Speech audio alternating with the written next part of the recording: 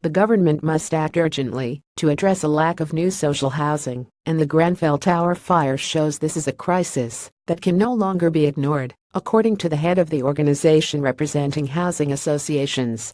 In a speech to the conference of the National Housing Federation, David Orwell said it is absurd that the government is spending less on social housing now than in the 1990s, while paying increasing sums to private landlords via housing benefit. The tragedy at Grenfell Tower in West London, in which at least 80 people died, highlighted the long neglect of social housing, Orwell said. The Prime Minister is right that we've not paid social housing enough attention. After the tragic fire at Grenfell, this crisis can no longer be ignored. The government must be bold and make a break with the past by making money available to build genuinely affordable homes. There's more than £1 billion that remains unspent on starter homes.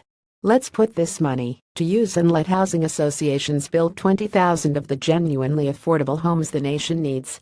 Orr, who is chief executive of the Federation, is expected to argue for a complete shift in government policy.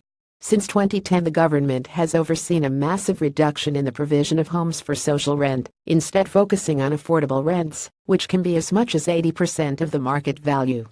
A report by the Federation, produced to coincide with the conference, says the amount of capital committed by the government to home building has fallen from £11.4 billion in 2009 to £5.3 billion in 2015. In combination with this, the decision to stop public funding for social rented homes led to a decline in construction of these from 36,000 starts in 2011 to slightly over 3,000 the next year.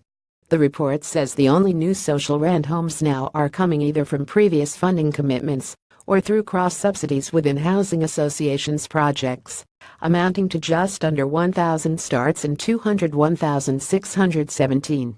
It says the increase in rented housing stock has instead come from the private sector, with a 57% rise in real terms over the past 2 decades.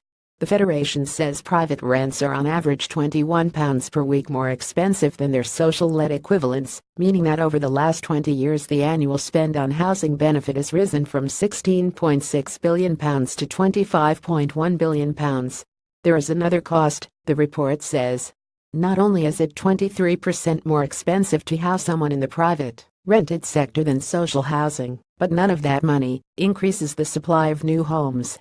Social landlords do reinvest in new homes, building a third of all new homes last year, including for social rent from their own funds, but the same does not happen in the private rented sector. In his speech, Orwell argued that this is an unsustainable situation. It is absurd that we're spending less on building social housing than we did in the 90s. There are even more people today on housing waiting lists than then, despite increasingly stringent criteria. We know we need more, better quality social housing. And yet, rather than putting public money into building the homes we need, we are propping up rents in a failing market. Ultimately, this is poor value for the taxpayer and has a knock-on effect on everyone struggling to rent or buy. John Healey, the Shadow Housing Secretary, said Conservative ministers have washed their hands of any responsibility to build the homes families on ordinary incomes need. Ministers try to hide their failure to build more affordable homes by branding more homes affordable. The Conservative definition of affordable housing now includes homes close to full market rent and on sale for up to £450,000. Public concern about housing is around the highest level for 40 years. Millions of families are struggling with high housing costs.